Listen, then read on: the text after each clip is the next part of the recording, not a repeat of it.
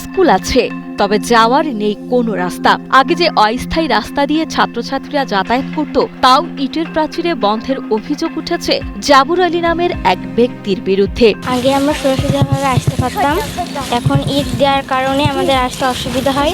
একজন ইট দিয়ে ঘিরে দিয়েছে, এখন এই ইট না সরালে এখন আর যাওয়া যাবে না। ঈদের ছুটি আজকে থেকে স্কুল শুরু, এখানে এসে দেখছি স্কুলে ইট দিয়ে এভাবে বন্ধ করা আছে, অনেক শিক্ষার্থী স্কুলে যেতে পারছে না, অসুবিধা হচ্ছে। এই ঘটনাটি ঘটেছে চুয়াডাঙ্গার আলমডাঙ্গায় অবস্থিত পৌর বাস টার্মিনাল সরকারি প্রাথমিক বিদ্যালয়ে। 2015 সালে এই বিদ্যালয়টি স্থাপিত হওয়ার পর থেকেই স্কুলটিতে যাতায়াতের স্থায়ী কোনো সড়ক ছিল না, তাই প্রতিদিন অন্যের জমির উপর দিয়ে ক্লাসে যেতে হতো শিশুদের। সেই সাথে রাস্তা বন্ধের কারণে বর্তমানে স্থানীয় বাসিন্দারাও দুর্ভোগ পোহাচ্ছেন। আমাদের এই স্কুলে যাতায়াতে খুব সমস্যা হচ্ছে।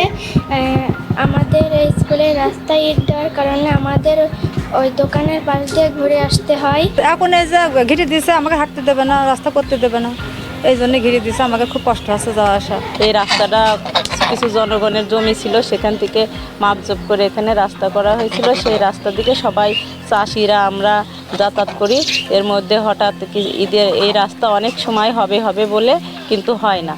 তারপরে ঈদের আগের দিন রাস্তা করার জন্য অনেক মানুষ আসছিল রাস্তা করার জন্য, সেই সময় জমিওয়ালা ওই রাস্তার ওখানে ইট রাখি গেছে যাতে রাস্তা করতে দেবে না, এই জন্য বাধা দিচ্ছে। রাস্তার এমন বেহাল দশার কারণে স্কুলে কমছে শিক্ষার্থীর সংখ্যা। শুরুর দিকে শতাধিক ছাত্রছাত্রী থাকলেও বর্তমানে তা কমে মাত্র 65-তে দাঁড়িয়েছে। সম্প্রতি জমির মালিকানা দ্বন্দ্বে জাবুর আলী রাস্তায় ইটের দেওয়াল তুলে দিয়েছেন, আর এতেই চরম ভোগান্তিতে পড়েছে শিক্ষার্থীরা। ইট দেওয়াতে আমাদের স্টুডেন্টরা আসতে পারছে না, যেমন আজকে আসতে পারতো না।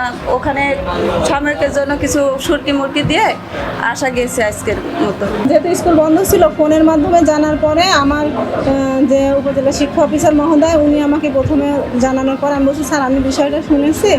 তো স্যার বললেন যে ঠিক আছে, রবিবারে অফিস খুলে আপনি অফিসে আসেন।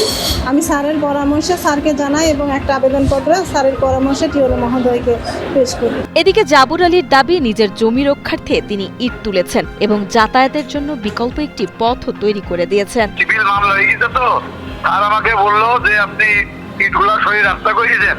আমি বললাম, স্যার আমি সরাবো না, আপনি ইট সরিয়ে ফেলে দিয়ে আপনি রাস্তা করে দেন।